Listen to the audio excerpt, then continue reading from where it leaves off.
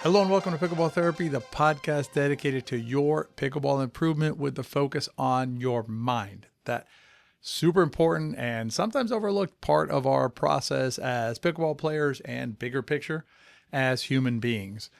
You know, it's my name's Tony Roy, by the way. Before I dive into this, I'm the host of your weekly podcast. Sometimes I forget to introduce myself to you. If you're new to the podcast, welcome to the podcast. It's great to be with you. If you're a returning listener to the podcast, it's always great to have you with us. We strive to provide you content every week that will help you navigate a healthier and a more constructive relationship with this beautiful sport of pickleball. And that's what I was getting at a second ago, which is, we get feedback from players from time to time about how once you embrace the mental journey, or the mental part of your journey, because you're going to have a mental part of your journey no matter what. But once you embrace it, once you face it head on and improve it, right? Work on yourself, that the benefits extend far beyond just the pickleball court. They apply to your life. They apply to everything that you do. And you're just going to feel better about everything once you have a clarity about your mental processes and improving them. And this week, what I'm going to do is I'm going to read to you from the book, Acuity. Acuity is not necessarily the name, but that's what I call it internally, Acuity for the mental process. And that's or mental acuity for pickleball. And that's that'll be in the Rift today. Before that, I'm going to talk to you about what I see as a fallacy in thinking that is pretty pervasive out there. And I want to address it in case it's something that affects you from time to time. And what I want to do is share with you how that approach is actually doesn't work the way you think it might, if that's what you're doing, and might help you with some friends as well in terms of, if you see them doing that. Before we do that, though, a couple of items. One is, we have our academy for 50 plus players open right now. It's a super good price, I think, relative to what else is out there. I mean, it's basically like a lesson and a half, if you want to think about it that way, at most local lesson rates, and you get a year worth of coaching from CJ, me, and the Better Pickleball coaching team inside the Better Pickleball Academy. It's just, bang for your buck. Can't get better than that. So give that a check. BetterPickleballAcademy.com, I believe it is. We'll put a link in the show notes. I also want to do a couple of shout outs here. I appreciate you all taking a moment to rate and review the podcast. As I always mention at the end, it helps us reach other players who, just like you, might benefit from this process. So the first one I'm going to do is from Mike from May 5. Thanks, Mike, for leaving this. The Zen approach to pickleball. Love it. Lots of great advice on how to relax and enjoy the game instead of always striving for perfection and feeling bad when we fail to meet our expectations. Embrace the process. That's awesome, Mike. Great way of framing it, and thank you for that. And then the other one's from Marion on May 12th. I look forward to every episode. I love that every episode is short yet impactful. The tips and lessons Tony shares help me with my mental game, help me to maintain an appropriate perspective, and remind me to be grateful every time I get to play this amazing game. Thank you very much, Marion, for leaving that review. And if you enjoy the podcast, I'll say it again at the end. If you have a moment to leave a review, that would be appreciated. All right, let's dive into the first topic I want to talk about, which is this idea of, it's the idea of quick gratification, right? Of immediate gratification. We live in a society that is increasingly, and I'm not talking just about, this society, I mean, society in general, right? Humans, we're living in a time, I guess I should say, where instant gratification, right, or immediate gratification is becoming the norm, right? We want everything yesterday. There's comedians doing jokes about Amazon Prime and how you can get something delivered. One comedian does something pretty funny where he says that Amazon basically is going to start delivering to you before you even know you want it, because they know you want it, right? So they're just going to bring it to you. And then you want it yesterday and stuff like that. And that's as humans, it's hard to fight it, right? It's hard. How do I swim upstream here? And the pickleball and pickleball learning is no different. Okay. And so this concept that I've been working on and wrote a couple of articles about recently arose from a video that I did on basically the one shot that you need, the most important shot. And I focused on 50 plus play, right? Because that's where I'm at in my game. But basically it's the most important shot in pickleball, period, end of story. Now, if you're a system student or been following us for a while, you already know what shot it is. And you also know that the shot is completely not sexy. And you also know that a lot of players, and you know these players, right? You're friends with a lot of them, and so am I. The minute you say the shot, they tune you out. They're gone, right? They're done. So I did a video on it, and the video was set up basically to give 2 tips on how to hit it, right? Two keys to it, and then 3 benefits about why hitting the shot that way will help you with your game. I can't believe how many comments I got. I mean, I can't believe it, but I got a lot of comments basically saying, like, this took forever, like 2 minutes to get to even mention it. And, players were just like, where's my fix? Where's my, I need my shot right now. Shoot me up. And, so it got me thinking, right? Cause it's not uncommon. This is, and if you imagine if I had 5 or 6 comments like that, there's probably, 500 behind there that, I mean, this actually more than that. This video already has like 25,000 views, which is a lot for our channel. So happy about that. But, when I see this bucking of information get delivered by a coach who's thinking about the game in a way that will help, I pause, right? And I also went back and looked at the video, right? I went back and I said, you know what, maybe did I like spend the first 2 minutes just like dancing or something? I like doing something weird, or was there something that I did for a reason? Because usually like 90% of the time, right, when I'm coaching, there's a reason why I've done it the way I've done it. And so I go back and look at the video. And so let me just tell you how it was laid out so you'll understand the thing. So because there's 2 points I want to make here. One is, let me lay it out for you first, and I'll tell you the 2 points. So the first 2 minutes of the video are basically, I set up I set the stage. And what I'm talking about here is I talk about how this particular, like this player that we were talking about was getting attacked early in rallies and was losing a lot of points quick, right? So how do we fix it? And then I talked about, like there's shots that you could work on, right? So you could work on a roll volley, a hard serve, figuring out every answer to every dink, things like that. Then I introduced the concept of consequential importance, which again, if you're a student of ours, you probably already heard before. But the idea is, how do I prioritize my journey, right? My improvement journey, because we're being specific here, right? This is all, if you're watching this video, it's because you want to learn something better for your game. So how do I prioritize my improvement journey? Well, consequential importance tells me which shots are most consequentially important to my game, meaning which ones have the biggest impact. So then I asked questions about the roll volley and things like that, basically saying how often you hit those. And then I said, well, compare that to the most important shot that I'm going to discuss, which is the return to serve. So the phrase return to serve is not said for the first 2 minutes. But there's a reason for that, because as I mentioned already, the minute I say return to serve, if I lead with that, who's watching that video? Like not you, but most players don't understand, why it's that important.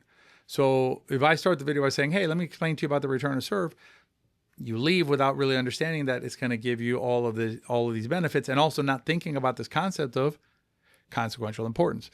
So there's lessons inside lessons, right? So I'm teaching about the benefits of it indirectly by talking about how you get attacked early and how you lose a lot of points if you don't have a good one, right? It's indirect at the beginning by saying, this is what's happening. How do we fix it? This shot will fix it. I also validated the shot by saying, this is important to me as a senior pro player, right? So when I play in a tournament as a senior pro, return to serve is absolutely on my mind, and as a coach, okay? So I've already set the stage for that concept, and then I go into the return to serve, talk about the 2 keys to it, and then the 3 benefits. So there's two things. One is, I think players have a hard time sometimes recognizing when teaching is occurring, right? For the players who commented, and I responded to them, and I told them, this is a process for them, and I offered to share the article with them if they want it. So I have the team looking out, and if they reply and say they want the article, give us an email, I'll send them the article. But basically, the one fallacy is that they're already learning, but they're not recognizing that they're learning, because their reaction is, I just want to know. Like, I just want to know the shot. And the problem there is it's not fulfilling that way, right? And it's not as complete and it's not as long lasting, right? Because you just have like a quick little answer and it's not, you don't have the context for it, right? So there's a reason why the video is structured the way it's structured, because it's going to be more impactful. Now, in fairness, the vast majority of players who watched it and commented got the impact, right? They whoa, okay, I got to think about that, right? Let me, yeah, that makes sense. That type of thing, right? So there was comments like that, but there is a significant number of players who just want the quick answer. So one, there is teaching that's happening that may not be readily apparent because it's not, it's not like this is the shot, here's how you hit it, which is part of it, but not the overall story. And then the other thing is this idea of time. So, some players were basically saying something like, this could have been done in a minute, 2 minutes, 90 seconds, whatever, right? Yeah, sure. Mm-hmm. We do shorts. I do YouTube shorts, not all day long, but we're getting more into those, right? And because that's what players are reacting to. So we'll do shorts, but shorts are not, you're not really learning. You'll get like a little, like it's getting a glimpse. It's like watching a trailer and watching a movie. Actually, I hadn't thought about that before, but it's like that, right? It's like you're trying to get the essence of The Godfather in like a 3-minute trailer, but how much of the movie do you miss, right? That way. The other thing is, like, if it's the most important shot, which it is by a country mile, this video was only 6.5 minutes long. It wasn't a 20-minute video. I could talk about the return of surf for an hour, and with meaning and substance, right? It's only 6.5 minutes of it, right? So for the most important shot, that's well worth it.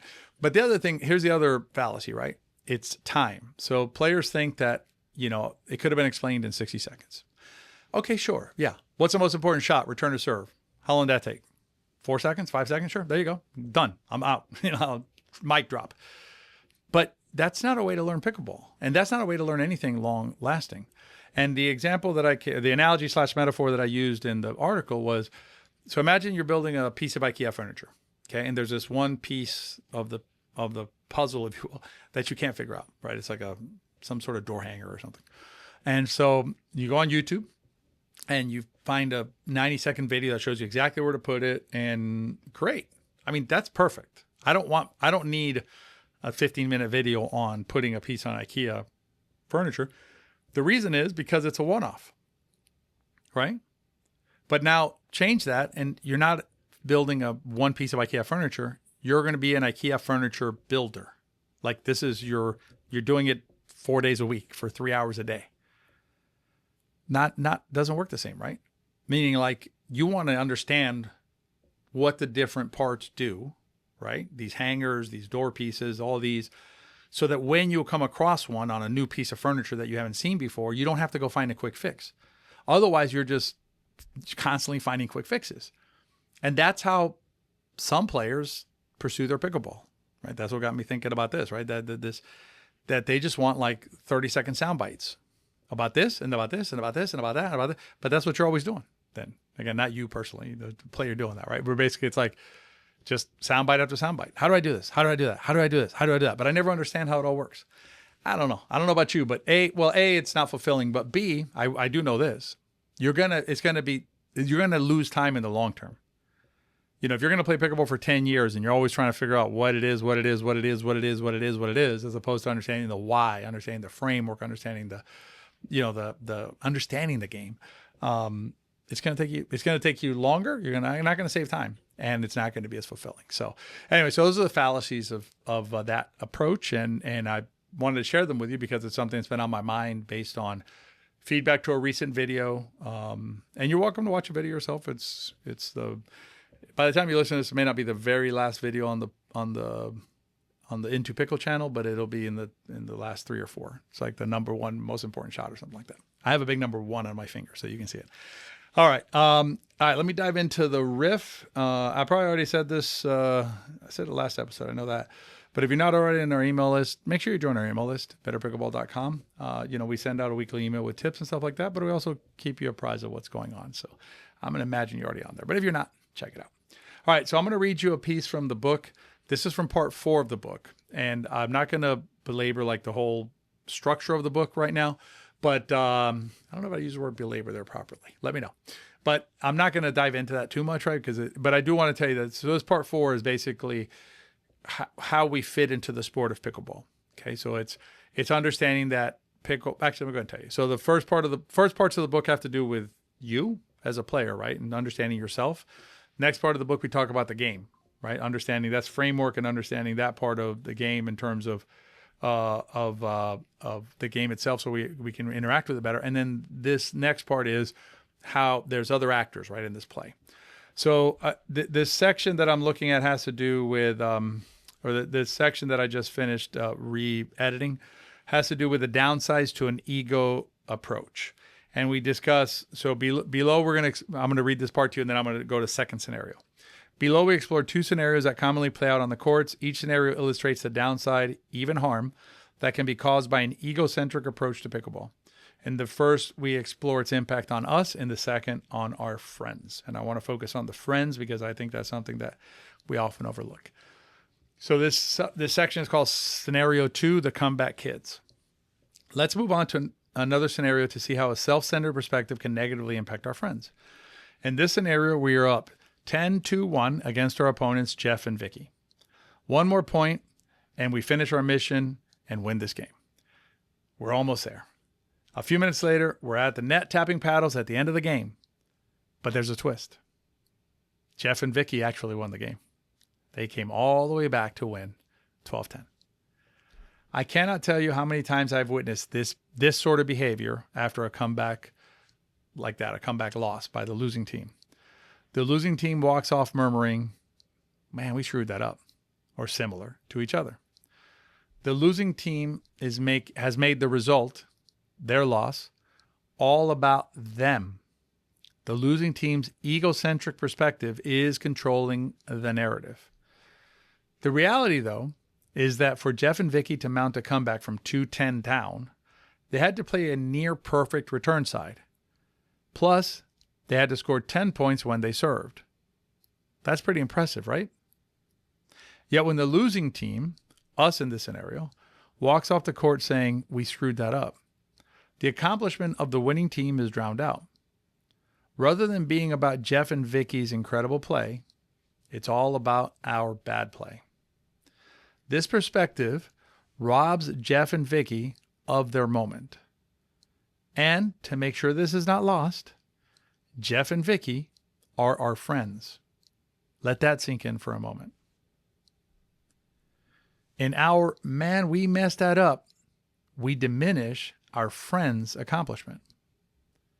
And to make matters worse, there's no gain in it for us. What is the advantage to you and I of adopting the "it was on us" conclusion? There's none. I am not suggesting that we should diminish our friends, even were we able to gain some sort of advantage here.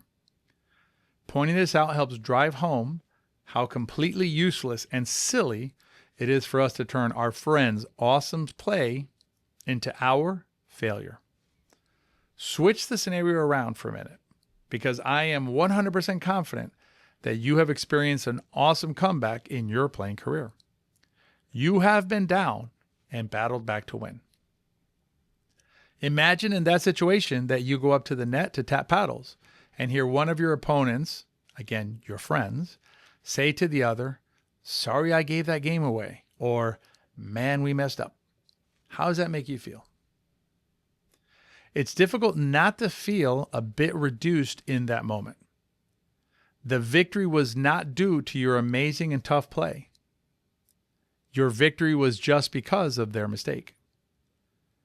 Now, it should be pretty apparent that robbing joy and accomplishment from each other is not desirable.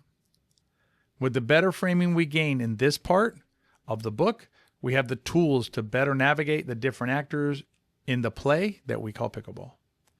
The first step is acknowledging that there are other actors. Pickleball is about more than just us.